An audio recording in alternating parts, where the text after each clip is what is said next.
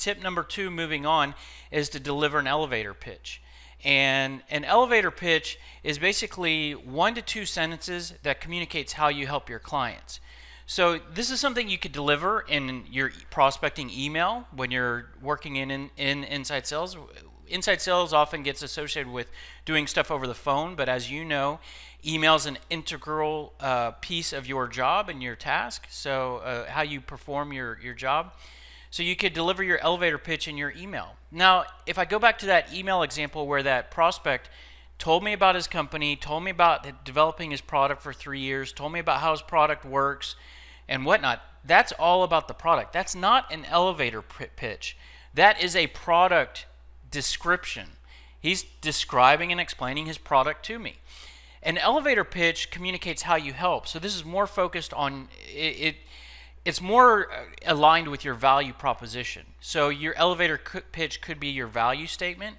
It could be come at it from another angle where you focus more on the problems that you help to fix, and or it could be an explanation, a quick explanation of how you've helped someone else. So on a lot of these slides, a lot of these tips, I'm going to go through, like I said, in just a couple minutes, and just spend just a couple minutes on them. But there's a whole training module, in most cases, aligned with each of these tips. So see here on this slide in red text, I'm directing you to a full training module that will help you with this tip. Building a value proposition that generates leads, so I encourage you to check that out. By the way, I told you that you can incorporate all these tips without buying any tools from anyone else or us. But we do have a software application called Sales Scripter, which you may or may not be aware of. So the software is going to actually help you to go through the process of identifying the value that you offer and help you to turn that into creating your elevator pitch. And what that ends up looking like when you go through that sort of discovery, the end result, and here's like a tool that, this is a part of a script that Sales Scripter produces, but you can see here, this document has, this phone script has the value statement as the elevator pitch. So, has choose from one of below. And below, by the way, this is my pitch for salespeople. My elevator pitch, could be I could choose from one of these, but hey, the reason why I'm reaching out to you is that we help salespeople to have more success when cold calling and prospecting. So I just picked one of those points there. I could use that same sentence to open up an email.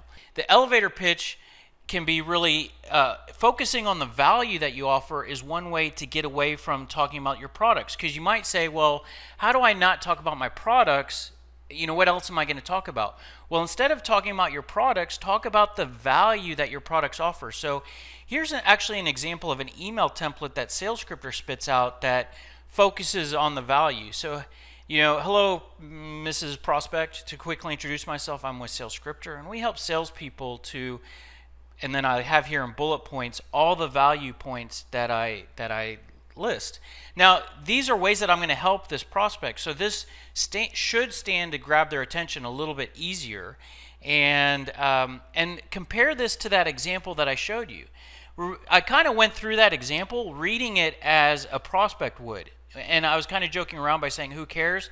Now, think back, that email talked about developing the product for 3 years. I don't care.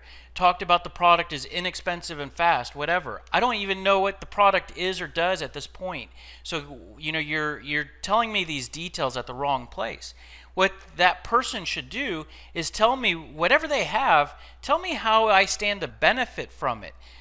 Keep in mind the saying of what's in it for me. So what's in it for me? That salesperson, when they talked about their product, did not communicate what's in it for me. This email communicates what's in it for me. I do want to point out that I was looking at the registration for this webinar, and it was a lot of salespeople. And on a lot of our webinars, I often have sales managers. Now, notice this email is designed for when I sell to salespeople. So it's a little confusing because this is actually a pitch for Sales Scripter, which is the tool that's being used to create this. But my pitch changes when I change the audience from salespeople to sales managers.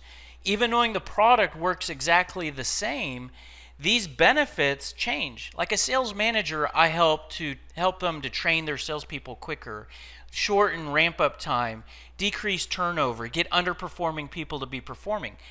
A salesperson doesn't care about those benefits. Where I'm going with this is that this email will look slightly different when I change from one buyer to another. And SalesScripter kind of helps you to create those different buyer persona campaigns.